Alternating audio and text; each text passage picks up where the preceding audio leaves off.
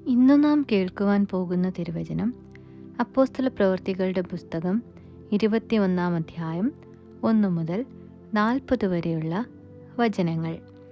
അപ്പോസ്തലപ്രവൃത്തികളുടെ പുസ്തകം 21 അധ്യായം 1 മുതൽ 40 വരെയുള്ള വചനങ്ങൾ. അവരെ വിട്ടുപിരിഞ്ഞു നീക്കിയ ശേഷം ഞങ്ങൾ നേരെ ഓടി കോസിലും പിറ്റേ ദിവസം രൊദോസിലും അവിടം വിട്ട് പട്ടാരയിലും എത്തി. ഫൊയ്നീക്കയിലേക്ക് പോകുന്ന ഒരു കപ്പൽ കണ്ടിട്ട് ഞങ്ങൾ അതിൽ കയറി യാത്ര തുടർന്നു. ഇടതുവശത്ത് കണ്ട കുപ്രോസ് ദ്വീപ് പിന്നിട്ട് സുറിയ വഴി സോരിൽ വന്നിറങ്ങി. കപ്പൽ അവിടെ ചരക്കിറക്കുവാനുള്ളതായിരുന്നു. ഞങ്ങൾ ശിഷ്യന്മാരെ കണ്ടെത്തി 7 ദിവസം അവിടെ പാർത്തു. അവർ പൗലോസിനോട് യെരുശലേമിൽ പോകരുതെന്ന് ആത്മാവിനാൽ പറഞ്ഞു.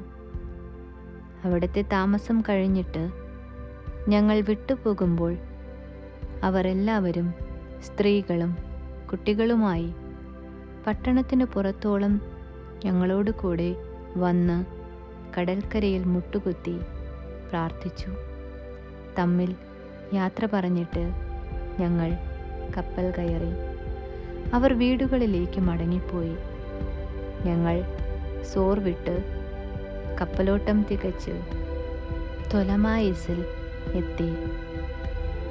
സഹോദരന്മാരെ വന്ദനം ചെയ്ത് ഒരു ദിവസം അവരോടുകൂടെ പാർത്തു. പിറ്റേ ദിവസം ഞങ്ങൾ പുറപ്പെട്ട് കൈസരിയിലെത്തി 7 പേരിൽ ഒരുവനായ ഫിലിപ്പോസ് എന്ന സുവിശേഷകന്റെ വീട്ടിൽ ചെന്ന് അവനോടുകൂടെ പാർത്തു. അവന് കന്യകമാരും പ്രവചിക്കുന്നവരുമായ 4 പുത്രിമാരുണ്ടായിരുന്നു.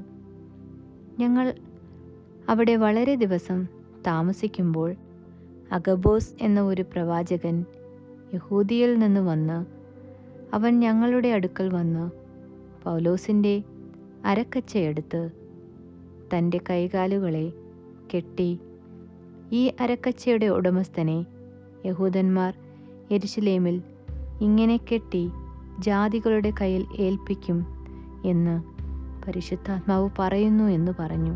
ഇത് കേട്ടപ്പോൾ യെരുശലേമിൽ പോകരുതെന്ന് ഞങ്ങളും അവിടുത്തുകാരും അവനോട് അപേക്ഷിച്ചു. അതിന് പൗലോസ്, നിങ്ങൾ കരഞ്ഞ് എൻ്റെ ഹൃദയം എങ്ങനെ തകർക്കുന്നതെന്ത്? കർത്താവായ യേശുവിൻ്റെ നാമത്തിനു വേണ്ടി ബന്ധിക്കപ്പെടുവാൻ മാത്രമല്ല, യെരുശലേമിൽ മരിക്കുവാനും ഞാൻ ഒരുങ്ങിയിരിക്കുന്നു എന്ന് ഉത്തരം പറഞ്ഞു. അവനെ സമ്മതിപ്പിക്കാൻ കഴിയാതെ കർത്താവിൻ്റെ ഇഷ്ടം നടക്കട്ടെ എന്ന് പറഞ്ഞ് ഞങ്ങൾ മിണ്ടാതിരുന്നു. അവിടുത്തെ താമസം കഴിഞ്ഞിട്ട് ഞങ്ങൾ യാത്രയ്ക്കൊരുങ്ങി യെരുശലേമിലേക്ക് പോയി. കൈസരിയിലെ ശിഷ്യന്മാരിൽ ചിലരും ഞങ്ങളോട് കൂടെ പോന്നു. കുപ്രോസുകാരനായ മ്നാസോൻ എന്ന ഒരു പഴയ ശിഷ്യനോട് കൂടെ അതിഥികളായി പാർക്കേണ്ടതിന് ഞങ്ങളെ അവൻ്റെ അടുക്കൽ കൂട്ടിക്കൊണ്ടുപോയി. യെരുശലേമിലെത്തിയപ്പോൾ സഹോദരന്മാർ ഞങ്ങളെ സന്തോഷത്തോടെ കൈക്കൊണ്ട് അടുത്ത ദിവസം പൗലോസും ഞങ്ങളും യാക്കോബിൻ്റെ അടുക്കൽ പോയി മൂപ്പന്മാരും എല്ലാം അവിടെ വന്നുകൂടി. അവൻ അവരെ വന്ദനം ചെയ്ത് തൻ്റെ ശുശ്രൂഷയാൽ ദൈവം ജാതികളുടെ ഇടയിൽ ചെയ്യിച്ചത് ഓരോന്നായി വിവരിച്ചു പറഞ്ഞു. അവർ കേട്ട് ദൈവത്തെ മഹത്വപ്പെടുത്തി. പിന്നെ അവനോട് പറഞ്ഞത്, സഹോദരാ, യഹൂദന്മാരുടെ ഇടയിൽ വിശ്വസിച്ചിരിക്കുന്നവർ എത്ര ആയിരമുണ്ട് എന്ന് നീ കാണുന്നുവല്ലോ. അവരെല്ലാവരും ന്യായപ്രമാണ തൽപരരാകുന്നു. മക്കളെ പരിച്ഛേദന ചെയ്യരുതെന്നും നമ്മുടെ മര്യാദ അനുസരിച്ച് നടക്കരുതെന്നും നീ ജാതികളുടെ ഇടയിലുള്ള സകല യഹൂദന്മാരോടും പറഞ്ഞു മോശയെ ഉപേക്ഷിച്ചു കളവാൻ ഉപദേശിക്കുന്നു എന്ന് അവർ നിന്നെക്കുറിച്ച് ധരിച്ചിരിക്കുന്നു. ആകയാൽ എന്താകുന്നു വേണ്ടത്? നീ വന്നിട്ടുണ്ട് എന്ന് അവർ കേൾക്കും നിശ്ചയം. ഞങ്ങൾ നിന്നോട് ഈ പറയുന്നത് ചെയ്യുക.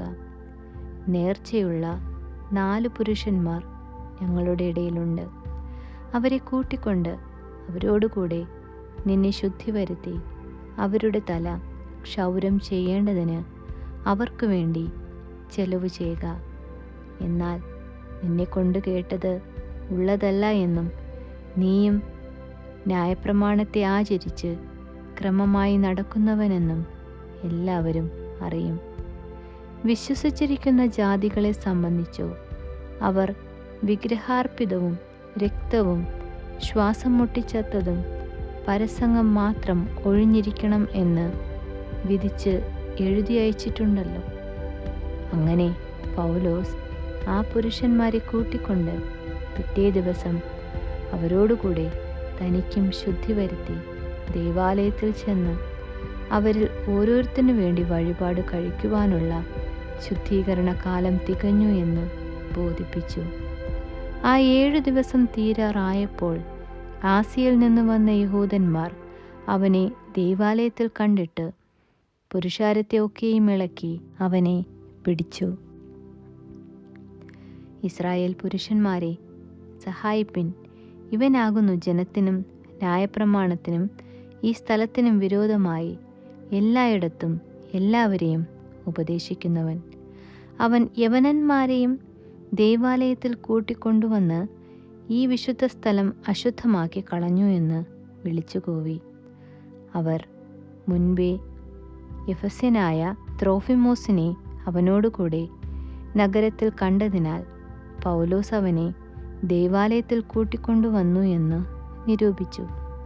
നഗരമെല്ലാം ഇളകി ജനമോടിക്കൂടി.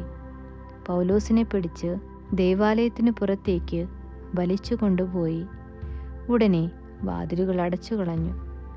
അവർ അവനെ കൊല്ലുവാൻ ശ്രമിക്കുമ്പോൾ യെരൂശലേമൊക്കെയും കലക്കത്തിലായി എന്ന് പട്ടാളത്തിൻ്റെ സഹസ്രാധിപന് അറിവ് കിട്ടി. അവൻ ക്ഷണത്തിൽ പടയാളികളെയും ശതാധിപന്മാരെയും കൂട്ടിക്കൊണ്ട് അവരുടെ നേരെ പാഞ്ഞു വന്നു. അവർ സഹസ്രാധിപനെയും പടയാളികളെയും കണ്ടപ്പോൾ പൗലോസിനെ അടിക്കുന്നത് നിർത്തി. സഹസ്രാധിപൻ അടുത്തു വന്ന് അവനെ പിടിച്ച് 2 ചങ്ങല വയ്ക്കുവാൻ കൽപ്പിച്ചു. ആരാണെന്നും എന്തു ചെയ്തു എന്നും ചോദിച്ചു. പുരുഷാരത്തിൽ ചിലർ ഇങ്ങനെയും ചിലർ അങ്ങനെയും നിലവിളിച്ചുകൊണ്ടിരുന്നു. ആരവാരം ഹേതുവായി കൃത്യമായി ഒന്നും അറിവാൻ കഴിയാത്തതുകൊണ്ട് അവനെ കോട്ടയിലേക്ക് കൂട്ടിക്കൊണ്ടുപോകുവാൻ കൽപ്പിച്ചു. പടിക്കെട്ടിന്മേലായപ്പോൾ അവനെ കൊന്നുകളക എന്ന് ആർത്തുകൊണ്ട് ജനസമൂഹം പിന്തുടരുകയാൽ പുരുഷാരത്തിൻ്റെ ബലാത്കാരം പേടിച്ചിട്ട് പടയാളികൾ അവനെ എടുത്തുകൊണ്ടുപോയി. കോട്ടയിൽ കടക്കാറായപ്പോൾ പൗലോസ് സഹസ്രാധിപനോട്, എനിക്കു നിന്നോടൊരു വാക്കു പറയാമോ എന്ന് ചോദിച്ചു. അതിനവൻ, നിനക്ക് യവന ഭാഷ അറിയാമോ? കുറേ നാൾ മുൻപേ കലഹമുണ്ടാക്കി 4000 ഭീകരന്മാരെ മരുഭൂമിയിലേക്ക് കൂട്ടിക്കൊണ്ടുപോയ മിസ്രയീമ്യൻ നീയല്ലയോ എന്ന് ചോദിച്ചു. അതിന് പൗലോസ്, ഞാൻ കിലിക്കിയയിൽ തർസോസ് എന്ന പ്രസിദ്ധ നഗരത്തിലെ പൗരനായൊരു യഹൂദനാകുന്നു. ജനത്തോട് സംസാരിപ്പാൻ അനുവദിക്കണം എന്നപേക്ഷിക്കുന്നു എന്ന് പറഞ്ഞു. അവൻ അനുവദിച്ചപ്പോൾ പൗലോസ് പടിക്കെട്ടിന്മേൽ നിന്നുകൊണ്ട് ജനത്തോട് ആംഗ്യം കാട്ടി വളരെ മൗനമായ ശേഷം എബ്രായ ഭാഷയിൽ ഇപ്രകാരം വിളിച്ചു പറഞ്ഞു, ആമേൻ.